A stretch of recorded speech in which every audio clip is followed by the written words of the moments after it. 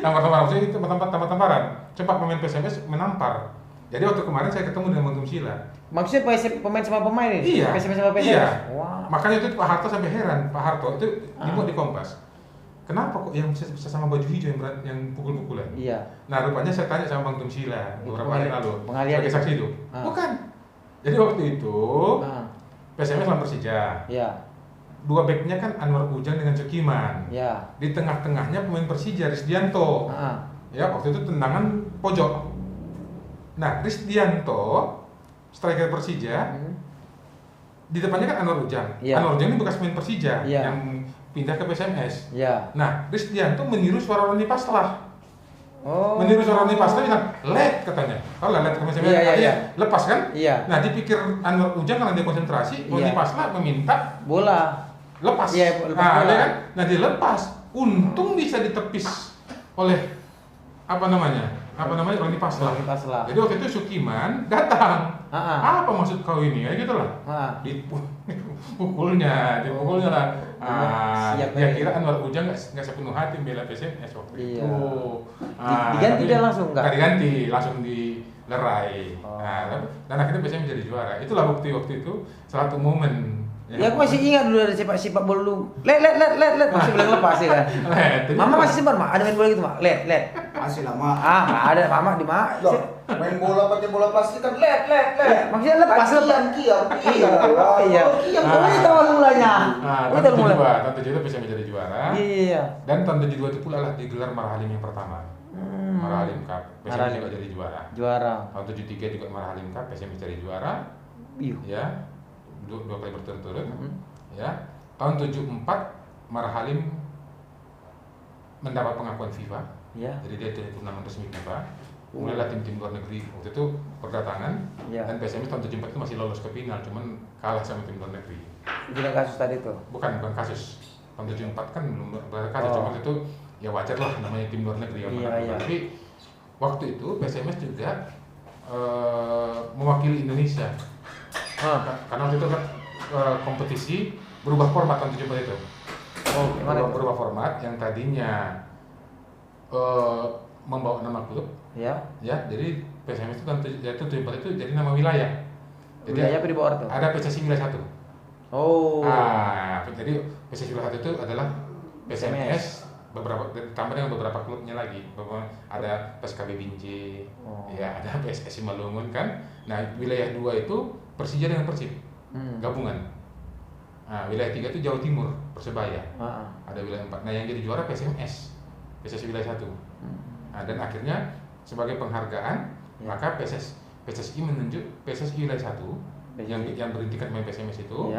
Itulah sebagai yang mewakili Indonesia di Presiden Cup di Seoul tahun 74 dan PSMS saya masih simpan di videonya masih ada. Masih ada dan PSMS lolos ke final cuman kalah sama tuan rumah Korsel waktu itu. Tahun 74. Iya, yang dipersiapkan untuk Piala Dunia. Siapa pemain itu? Siapa? Pemain-pemainnya masih nggak? Pemain siapa? PSMS. Yang tahun 74 tuh. PSMS. Ya, ada pasti nggak lah Bang Nobon, Tumsila, Parlin, Anwar Ujang, ya, ditambah dengan munculnya bintang baru yang kelak berkostum PSMS. Siapa? Ya, dia waktu itu masih berkostum PSSI Malungun. Malungun dulu ada sepak bola. Ada. Ipong Silari kan dari PSSI Malungun baru PSMS. Ya kan? Jadi muncul bintang baru anak muda, ya, yang direkrut oleh Ompong Kamrut, namanya Sunardi. Sunardi B. Iya, Sunardi B itu munculnya pertama di situ. Sunardi B itu nama atau memang? Jadi dulu di PSMS itu ada 2 Sunardi. Iya, ada Sunardi A. Nah, jadi ya, waktu itu ada dalam walaupun yang pertama muncul di PSMS Sunardi B sebetulnya. Cuma dalam sebuah kejuaraan waktu itu tahun 80-an. Tahun 79 kalau nggak salah. 79. Jadi waktu itu pembawa acara, ya dulu kan masih menyebut nama pemain, maksudnya kan yang pertama dipanggil itu jadi Sunardi A. Karena dia kan back kan biasa kan dipanggil dari mulai kiper, bawah. Nah, dia kan Bang Sunardi A itu back. Bang Sunardi B gelandang. Berarti berdasarkan urutan pemainnya itu ya. Nah, di situ kan nggak mungkin dipanggil PSMS, Sunardi, mau kok 2 gitu. Kayaknya dibedakan ya. Sunardi B itu lah muncul tahun 75 dia pindah ke PSMS. Sunardi B. Ya, Sunardi B muncul kan. Nah, Baru kemudian situ PSMS kalah 7-1 di final. Tapi kalahnya sama tim Korea yang diperkuat oleh Cha Bum-kun yang belakangan jadi pelatih Korea Selatan juga di periode 86. Baru periode 98 Cha Bum-kun. Ya, tahun 1998 baru kemudian dia juga menjadi pemain Asia pertama yang pernah meraih juara Liga Champion Cup waktu itu memperkuat tim Jerman, Bremen. Iya. Dia pernah menjadi juara, ikut di situ. Itulah yang mengalahkan PSMS waktu itu. Nah, tahun 75 PSMS menjadi juara bersama dengan Persija. Gara-gara kerusuhan, itulah kerusuhan itu. Kerusuhan. Karena waktu itu memang boleh dikatakan PSMS dengan Persija ini beda dengan 54. Kalau 54 kerusuhannya karena wasit, ini karena gengsi. Gengsi ya. Waktu itu sangat terkenal memang ucapan dari Pak Marhalim. Ya. PSMS itu sebenarnya bukan ucapan dari Pak Marhalim, dia cuma meneruskan. Yang pertama mengucapkan ini Pak Abdul Hakim Marhab, namanya Gubernur Sumatera Utara. Ya. PSMS baru kemudian Pak Marhalim menggaungkan kembali. Ya. Satu hal yang bisa membuat kita dikenal orang adalah kita mesti bisa mengalahkan tim ibu kota. Buktikan kalian anak Medan nggak kalah dengan tim ibu kota. Buktikan, kata Marhalim waktu itu. Makanya dan juga waktu itu juga ada sedikit perasaan dari anak Medan, ya, karena waktu itu timnas kok banyak pemain Jakarta. Padahal anak Medan, ditambah lagi beberapa pemain Persija waktu itu anak Medan yang pindah. Biasalah anak Medan yang ada Anjas Asmara, ya. Anjas Asmara itu dari Sumatera. Iya, itu anak belawan anak Gulugur itu. Anjas Asmara kan, ada Roni Paslah juga waktu itu yang pindah. Padahal Roni Paslah pindahnya bukan kemauan dia. Dia kan kerja di Pertamina. Nah, pindah tugas ke Jakarta. Dan itu semua jadi kasus tahun 73 karena PSMS nggak terima Roni Paslah pindah ke Persija waktu itu. Ya, tambah lagi ada Salmon Nasution. Ya, banyak lah. Jadi makin membara. Ya, apa ini kan? Makin membara, ya akhirnya kejadian lah itu. Ya, gol pertama dicetak oleh Bang Parlin. Ya, cantik golnya itu, ya. Baru gol balasan di Persija. Tapi sejak itulah mulai bukan lagi main bola tapi udah main fisik. Ya, sampai akhirnya yang paling terkenal Bang Nobon ya diterjang oleh Iswadi Idris sampai akhirnya Bang Nobon mesti masuk rumah sakit. Pecah. Ya, pelipisnya pecah kan. Akhirnya diputuskan oleh ketua PSSI harus jadi juara bersama karena udah nggak kondusif lagi. Udah nggak kondusif. Ya, baru kemudian tahun setelah itu ya tahun berikutnya PSMS tetap jadi kekuatan tapi nggak jadi juara. Ya, tapi berikutnya. Iya, tapi dalam periode tahun itu PSMS terus memunculkan pemain-pemain hebat. Ada Suparjo, ya seperti tahun 9 PSMS kan jadi runner up. Ya, tahun 79. Iya, jadi runner up kan kalah sama Persija, tapi muncul bintang-bintang juga bintang jadi bintang timnas. Ada Suparjo, anak Pakam, ada Sunardi B yang sudah muncul kembali sudah menjadi bintang. Kemudian ada Hairul Sansiregar dan sebagainya. Ya, termasuk munculnya kiper baru. Siapa lagi? Ya, itulah abangnya Ansari Lubis, Taufik Lubis. Abangnya Wak itu kiper dulu ya? Kiper, itu kiper legendaris. Timnas 79 ya? 79 itu. Wak udah main tuh belum? Wak kan lahir tahun 70. Baru 9 tahun masih lah. Abangnya lah kiper legendaris timnas. Dan PSMS itu muncul. Nah, tahun 80 nah itulah akhirnya PSMS kembali menjadi Suratin Cup.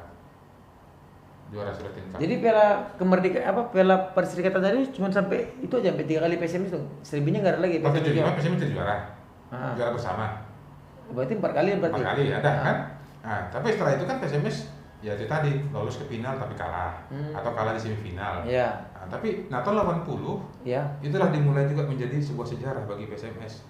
Ketika akhirnya PSMS juga menjadi juara Suratin Cup tahun 80. Tapi bukan piala apa ya? Junior itu Suratin Cup. Tapi disitulah awal munculnya pilar-pilar baru yang mengawal kebangkitan PSMS. Piala 80. Bahkan tim 80 ini bintang-bintang di dalamnya jadi bintang terkenal Indonesia. Siapa itu? Ada Ricky Yaakob. Ya. Striker legendaris timnas. Ya. Baru kemudian ada Benny van Breukelen. Ya, ada Edi Harto, Ashari Rangkuti, ya, Bambang Usmanto, Musimin, Juanda, Nangka Cembiring, banyak lah. 80. Ya 80. PSMS jadi juara Suratin. Belakangan ya pemain-pemain PSMS ini kemudian setelah kejuaraan PSSI itu divisi tahun 80, ya Ricky Yaakob kan ditarik ke tim utama, kemudian pindah ke Arseto. Ya.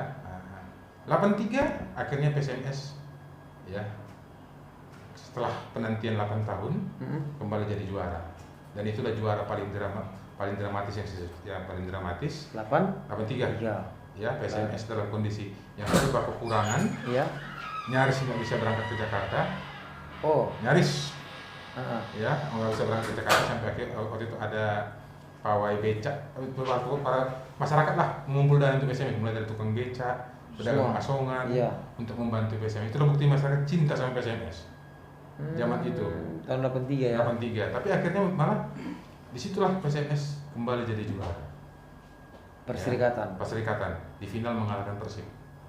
Ya, dan itulah muncul sosok legenda baru PSMS. Siapa? Yang dipuja orang. Ponirin Mika. Kiper. Dia kapten tuh? Enggak, kaptennya Bang Sunar Dibe. Kaptennya Julham Effendi. Cuman waktu itu di semifinal Julham Effendi cedera. Sehingga nggak main di partai final. Makanya naiklah kapten kedua, Sunar Dibe. Terus di final Sunar Dibe lagi? Sunar Dibe lah. Sunar Dibe jadi kapten. Ya, dan disitulah muncul istilah Ponirin menjadi legenda, mementahkan 3 penalti Persib. 3 penalti Persib dia mentahkan. Dan saya sangat ingat waktu itu tahun 83. Dan saya nonton waktu itu di TV. Saya dia jadi juara. Dan tahun 83 waktu itu supporter Persib sampai mengejek Ponirin. Itu kan muncul film terkenal Ponira Terpidana. Gimana? Ponira Terpidana itu film Praicitra tahun 83. Ya, kisah seorang pembantu ya kan, Ponira. Jadi waktu itu supporter Persib di Senayan untuk menjatuhkan mental Ponirin. Cuma Ponirin terpidana, gitu-gitulah. Berarti rasisnya dari dulu sudah ada ya? Ya, maksudnya diplesetkan. Ponirin terpidana jadi Ponirin terpidana. Itu sampai apa namanya kan, sampai waktu itu ada juga bawa spanduk Ponirin terpidana. Iya kan? Tapi ternyata Ponirin slow. Iya. Saya masih ingat waktu itu Bang Tumpak Sihite almarhum. Iya. Sebagai apa itu? Waktu itu dia sebagai ofisial. Pelatihnya Bang Wibisono almarhum, Julkarnain Pasaribu dan Parlin Sagian, 3 pelatihnya. Julkarnain Pasaribu masih hidup ya? Baru meninggal kan beberapa bulan yang lalu kan, baru meninggal. Nah, itu terkenal Ponirin. Apa kata Bang Tumpak waktu itu dalam sebuah wawancara ya beberapa tahun kemudian? Mereka pikir bisa menjatuhkan mental Ponirin dengan itu. Justru dengan cerita itu kan Ponirin senyum aja. Mereka pikir ya kan, akhirnya 3 penalti Persib ya bisa dimatikan, dan disitulah PSMS juga memunculkan bintang muda baru yang kelak menjadi legendnya timnas. Siapa? Marzuki Nyamat. Marzuki Nyamat bintang muda baru tamat SMA. Ya, ditarik memperkuat PSMS di Suratin Cup 82. Kemudian ditarik ke PSSI Garuda. Menjelang partai final waktu itu ya, karena kondisi Bang Julham dan beberapa pemain kurang sehat, Amran YS meminta izin kepada Sigit Haryo Yudanto, anaknya Pak Harto, yang merupakan pimpro dari PSSI Garuda, supaya bisa memakai Marzuki Nyamat dan Asari Rangkuti. Marzuki Nyamat 2 anak muda yang tadi kan ditariklah akhirnya di situ ya, dan jadilah waktu itu mereka tampil. Dan Marzuki waktu itu membuktikan kualitasnya. Dia anak muda ya, baru ini pertama main di senior, dan akhirnya bisa yang mematikan Adat Sudrajat. Adat Sudrajat yang tadinya asal pertandingan PSMS selalu bikin gol, di final tuh mandul dia bikin. Mandul. Itulah PSMS yang menjadi juara tahun 83. 83 Bang Sunar Dibe lah kapten. Jadi berarti nggak jalan karena legendanya itu dulu jalan. Legendanya itu dulu Ponirin Mika. Ponirin Sunar Dibe. 83 itu.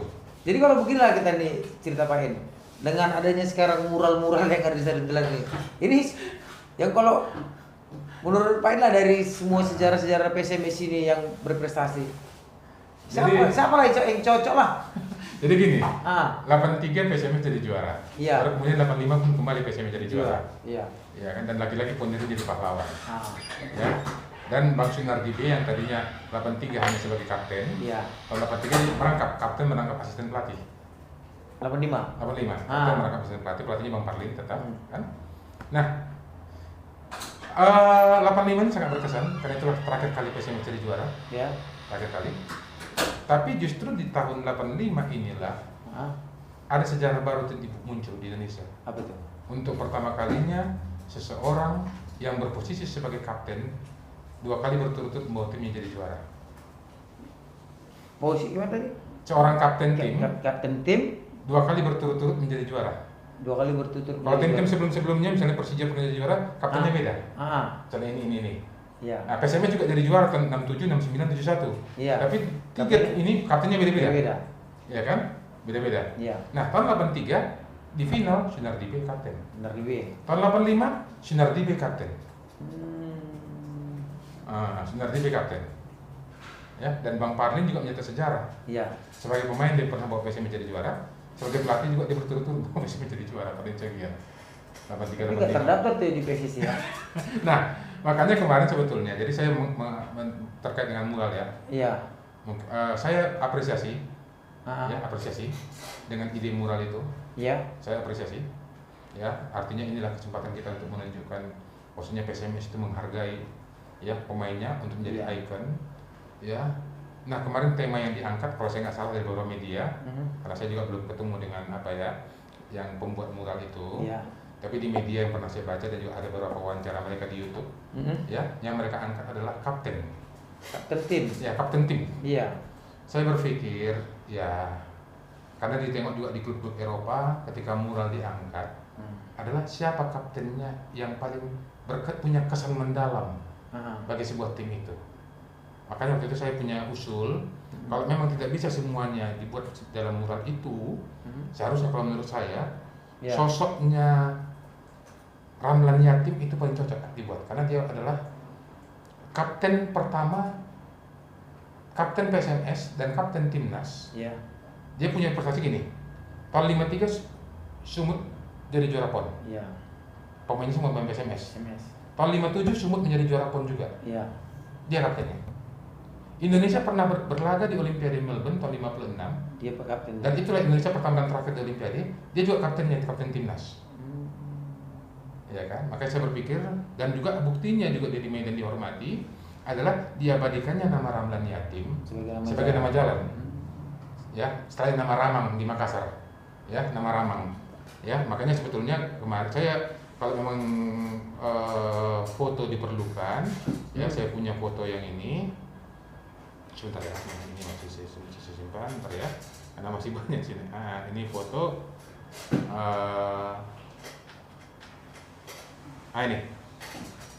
Ini 2 banget ini. Ini siapa nih? Ramlan. Oh, ini Ramli dan Ramlan. Dan saya juga sudah diskusi dengan mantan-mantan PSMS. Ini. Andai kata ini ditampilkan, maka nggak nampak itu kau. Ramli dan Ramlan ini dimunculkan. Terus kita askap. Udah enggak beda gitu enggak? Askap. Terus kaca. Oh, mantap. Ramli dan Ramlan ini dimunculkan. Saya yakin semua legenda sepakat. Karena inilah mereka menjadi sosok. Ramlan sebagai kapten tim, bukan cuma kapten PSMS, tapi juga kapten timnas. Ya. Baru kemudian dia yang membawa PSMS The Killer. Kemudian dialah yang melatih mereka inilah yang melatih Bang Tumsila, Bang Nobon dan sebagainya di klub Medan Putra. Ya, legenda-legenda itu. Bahkan Bang Tumsila itu julukannya kepala emas, itu sebenarnya yang pelatih Pak Ramli Yatim. Karena Pak Ramli Yatim ini adalah juga sama kepala emas, pemain paling jago sundulan. Senjata sundulan yang melatih jadi makanya Tumsila itu yang mewarisi kemampuannya Pak ini. Ya. Nah, kalaupun dia mau diangkat kapten berikutnya, saya sebenarnya kemarin itu berharap karena yang diangkat kan kapten ada Maya aja ada Mimin. Saya apresiasi dua-dua. Ya, saya juga hormati dua-dua. Tapi alangkah lebih kalau memang mau diangkat yang milenial yang agak berprestasi karena ini momennya setelah itu PSMS nggak pernah juara lagi. Iya. Sunardi B. Kapan PSMS juara? Mana pernah PSMS juara? 83 85. Enggak. Maksudnya kapten itu mana pernah PSMS juara? Kapten mana? Yang sini mural ini.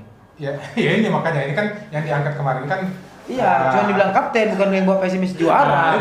Beda kalimatnya. 83 Sunardi B jadi kapten PSMS. Iya. Ya ketika menjadi juara. 85 juga kaptennya Sunardi B. Berarti cocoknya Ramlan Yatim sama Sunardi B. Kalau menurut saya ya. Kalau itu menurut saya sah aja karena kan reputasinya kan begitu kan. Kalau mau diangkat lagi satu tambahannya juga adalah Anwar Ujang yang tahun 70-an selain dia kapten PSMS, dia juga kapten timnas.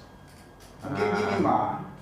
Mak, aku hanya satu aja. Iya, Nggak Mak. boleh, Iya, boleh Mak. nih kan, Mak. Boleh, boleh. Potong nih kan, Mak. Ini kan Iya. terbuka kan, Mak. Iya, Mak. Iya. Mungkin bukan mural nanti ide Bang Indra ini. Apa tuh? Patung. Mungkin patung perunggu, mungkin di sebelahnya ada di tengah king baru digandeng.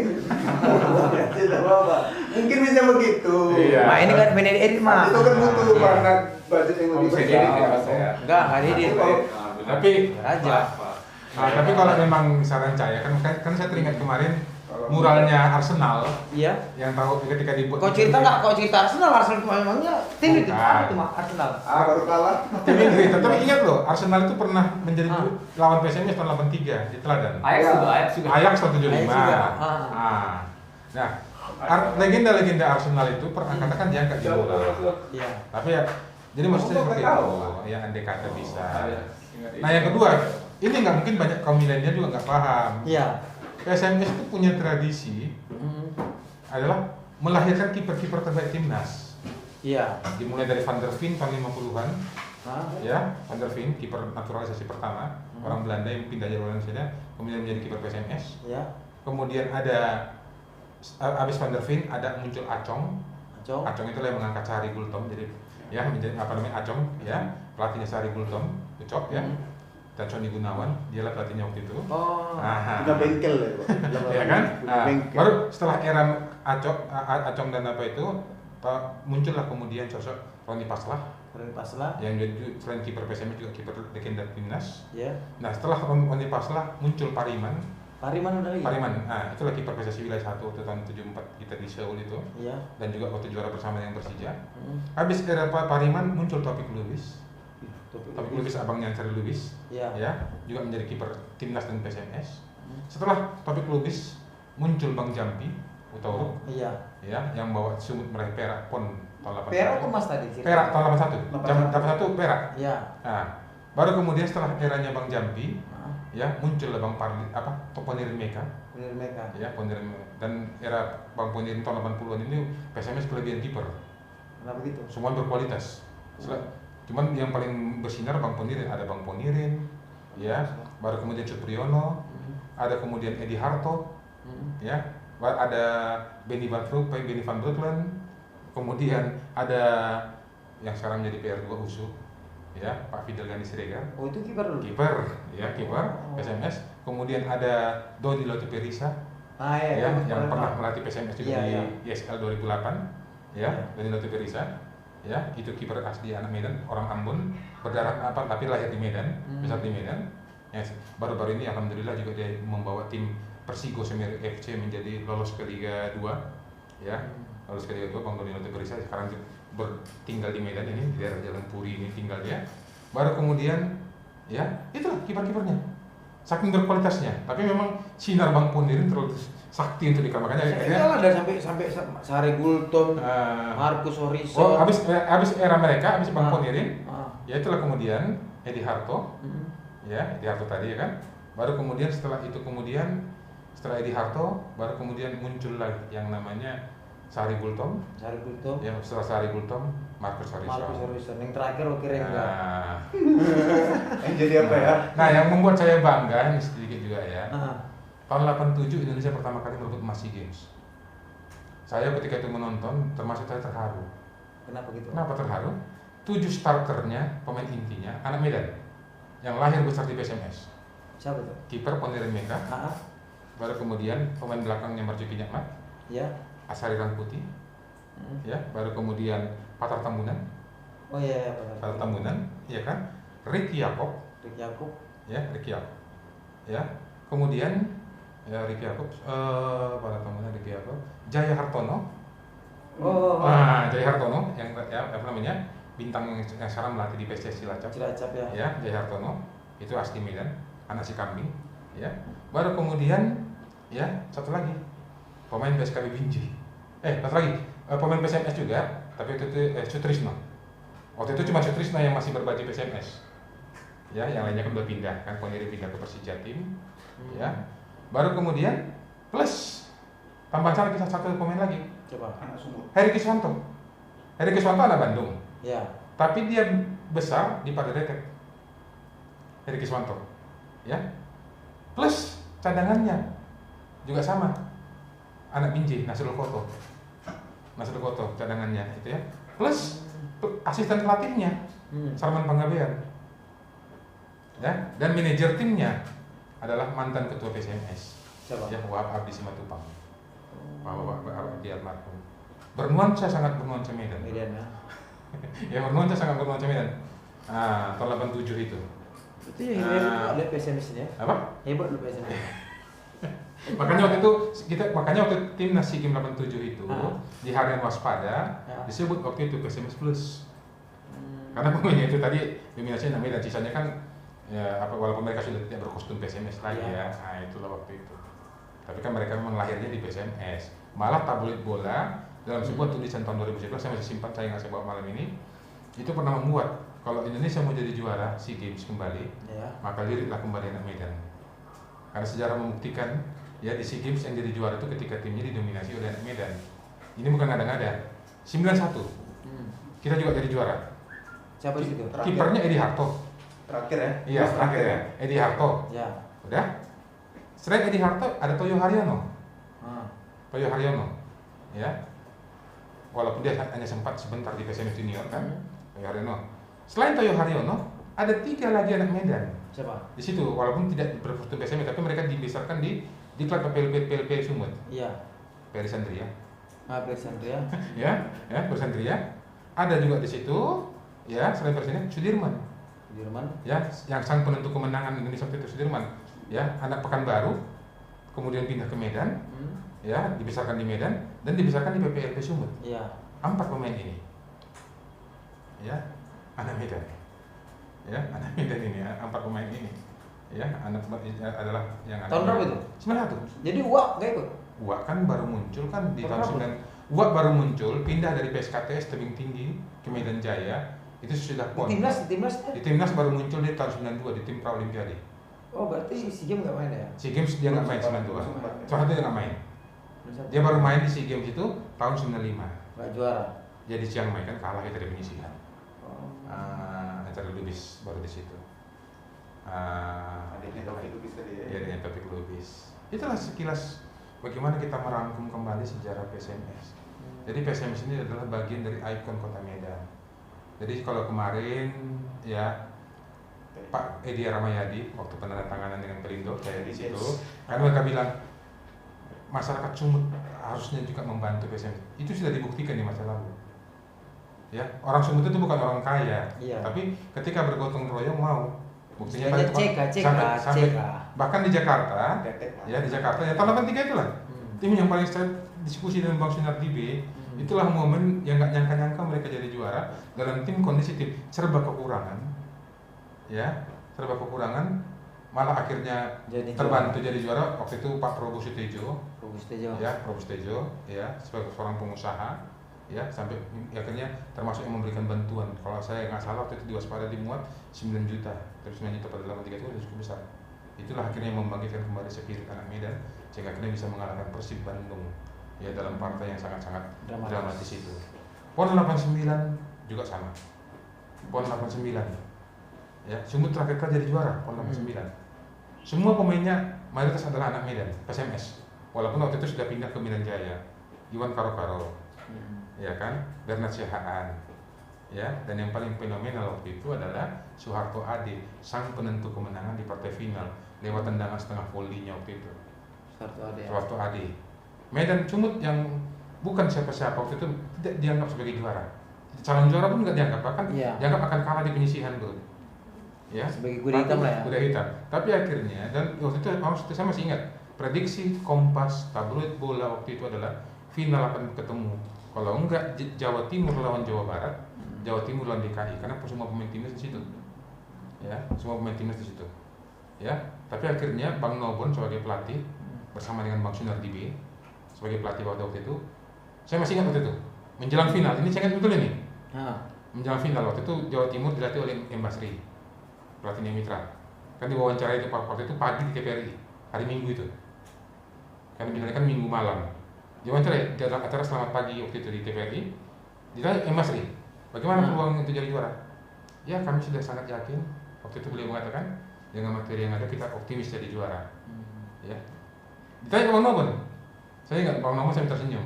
Ya kami memang tanpa pemain bintang. Ya. Ini sekarang ya, saya ingat betul waktu itu. Tanpa pemain bintang, ya pemain kami ini ala kadarnya. Tapi kemarin di semifinal kami sudah membuktikan, ya semifinal. Kami sudah ketinggalan 2-0 sampai menjelang injury time, tapi akhirnya kami bisa menyamakan kedudukan lawan Jawa Barat, ya, dan akhirnya kami menang adu penalti. Insya Allah malam nanti, kalau memang ada berkat dari Allah, katanya kan, berkat dari Tuhan, ya, maka kami akan menunjukkan yang terbaik. Dia nggak mengatakan juga, tapi kami akan menunjukkan yang terbaik dan terbukti, ya, dan terbukti. Berarti kalau menurut Pak Indra ini mural yang cocok itu ya Munir Mega ditambah ya, itu jangan lagi ditimba ya. Tambah Sinar DB. Sinar DB. Apa bikin patung aja, patung perunggu. Sinar DB. Oke lah, mungkin sudah terlalu malam kita. Ya. Mungkin Dan sebelum kita terakhir juga, ya. saya sebenarnya berharap juga ya di sini. Ya. Marilah sama-sama kita merawat kembali sejarah Kota Medan, sejarah PSMS. Ya. Melalui Ya pertama saya ingatkan kepada para rekan-rekan supporter ya. Saya pernah beberapa kali posting di Facebook. Ada seorang supporter yang pernah mengatakan, ya. saya nggak peduli dengan sejarah PSMS. Yang penting sekarang, saya bilang, tim manapun di dunia ini dihormati karena reputasinya di masa lalu. Betapapun hebatnya Barcelona, orang tetap akan mengenang Johan Cruyff sebagai sosok yang mengangkat Barcelona sebagai pemain terkenal. Berarti kita harus dan yang kedua juga sangat saya harapkan ini ya, dalam momen yang ini, jadi harapan saya berharap gedung PSMS yang di Jalan Veteran itu dijadikan sebagai museum PSMS. Gedung itu dibangun, didanai oleh Pemko. Bukan Pemko. Pemko hanya menyediakan tanah. Pak Muda Siregar. Jadi saya apakan ini ya. Pemko hanya menyediakan tanah waktu itu Pak Muda Siregar, pertapakannya, saya punya dokumennya. Tapi untuk membangun itu, selain dari sisa-sisa pertandingan, waktu itu keuntungan dari kartis-kartis pertandingan, sumbangan pribadi dari 23 pemain. Ada Ramli Yatim, itulah yang namanya diabadikan di dalam gedung itu. Jadi ada tetes keringat pemain di situ. Tapi saat ini kondisinya sangat prihatin kita. Maunya menurut Pak ini itu dihidupkan kembali, dijadikan sebagai. Baru yang kedua, saya juga berharap ini ya, mungkin ini harapan sebelum yang terakhir Pak Bahu ya. Yang memberikan kebun bunga itu kepada PSMS itu adalah Wali Kota Medan Pak Surkani. Pak Surkani ya. Karena PSMS 3 kali berturut-turut menjadi juara. Tapi saya ke kebun bunga juga saya tengok kok nggak ada foto Pak Surkani terpajang di situ. Beliau Wali Kota Medan, walaupun beliau bukan putra Medan. Ya, beliau itu dari Sumatera Barat. Ya, dari Sumatera Barat, merantau ke Medan. Tapi sangat cinta dengan PSMS. Malah waktu itu dia topang mati-matian PSMS ya, segala macam.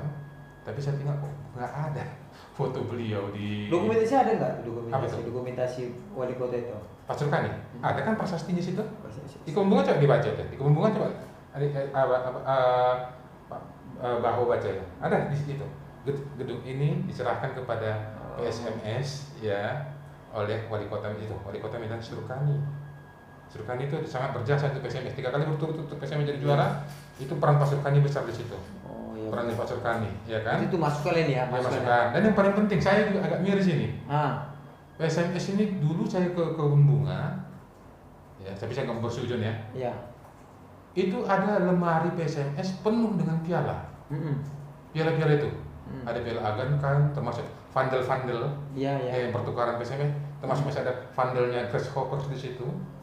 Tapi sekarang saya nggak tahu itu di mana semua piala itu. Nanti maksudnya gini, karena itu merupakan saksi bisu ya kejadian PSMS.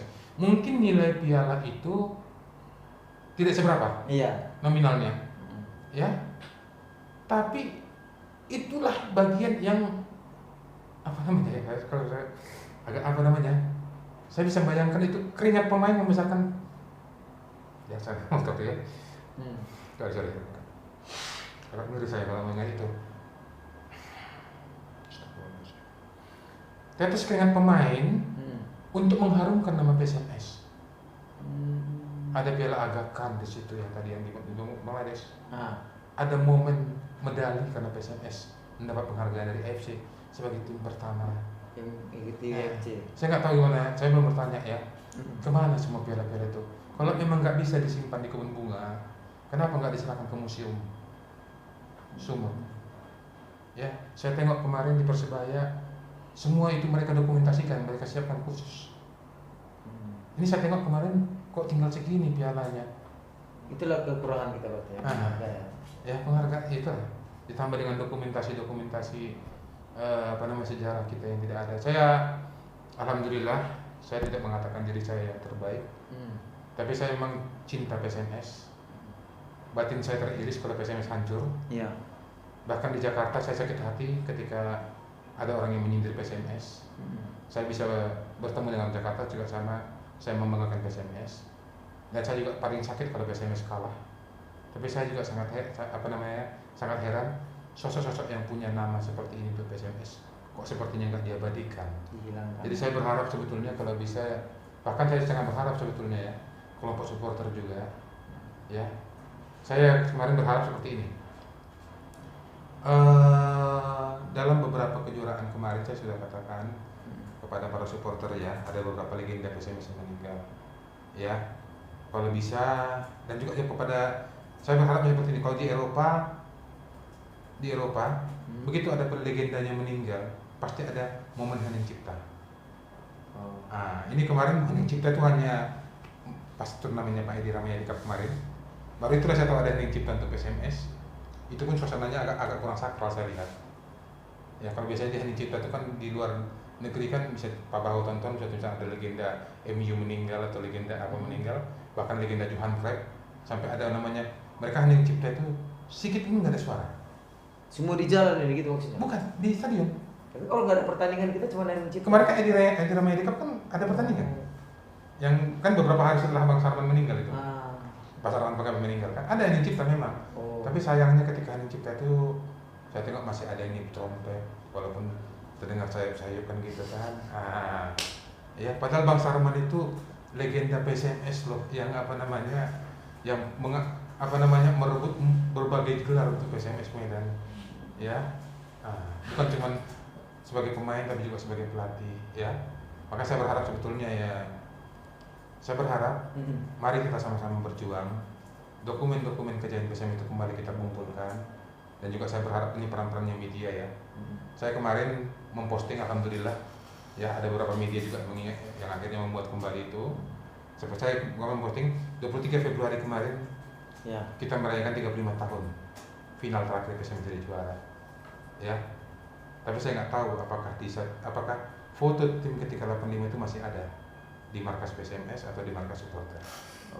Penting gini dah Pak En, itulah manfaatnya kita ini, kita bercerita tadi, ya jujur aja aku nggak tahu sejarahnya ya kan, tapi setelah dengan adanya kita berbincang-bincang seperti ini kan kita jadi tahu nih sejarahnya. Iya. Dan buat kawan-kawan juga, kalian juga kayak nggak tahu sejarah PSMS, ya boleh kalian dengarkan aja. Setelah kalian dengar, ya pikir-pikir, bagi bahannya kan. Dan ada kemarin amanat dari beberapa orang kepada saya di Facebook, dan juga amanat dari beberapa legenda kepada saya. Tapi saya nggak, ya mungkin mudah-mudahan bisa saya wujudkan. Ya. Pak Indra punya banyak dokumentasi tentang PSMS. Ya. Dan juga sering menulis tentang PSMS. Dokumentasinya bisa kamu ucapkan. Tolong Pak Indra, usulan kami ini kemarin Bang Sundar TV nyampaikan kepada saya. Ya. Sundar TV, tolong kalau ada idenya Pak Indra, usulan ini, tolong buatlah buku tentang PSMS. Insya Allah, mudah-mudahan jika Tuhan memberkahi ya, saya akan coba wujudkan rencana itu. Kapan rencana itu dimulai menulis? Ini sudah mulai saya kumpulkan bahan-bahannya. Bahan-bahannya sudah mulai saya kumpulkan. Dokumentasi aja nih? Dokumentasi dan mungkin beberapa sejarah. Sejarahnya. Sejarahnya kan seperti misalnya, dan juga pada malam hari ini juga saya juga mengingatkan kepada kita semua, mari kita juga saat ini sejenak ya, memberikan penghormatan, salam hormat kita ya kepada 6 tokoh yang telah berjasa ya. Mereka yang telah memprakarsa saya, kalau disebut sebagai pendiri enggak juga ya, karena pendiri PSMS ini klub ada, tapi sebagai pemrakarsa 6 tokoh. Siapa itu? Ada Pak Majapurba. Iya, Majapurba itu ketua PSMS dan juga mantan wali kota Medan. Ada Dr. Pringadi yang sangat dikenal nama sakit ya. Baru kemudian ada Adi Negoro ini beliau ini tokoh pers dan juga penggila bola, adik kandung dari Bapak M. Yamin, pahlawan nasional ya.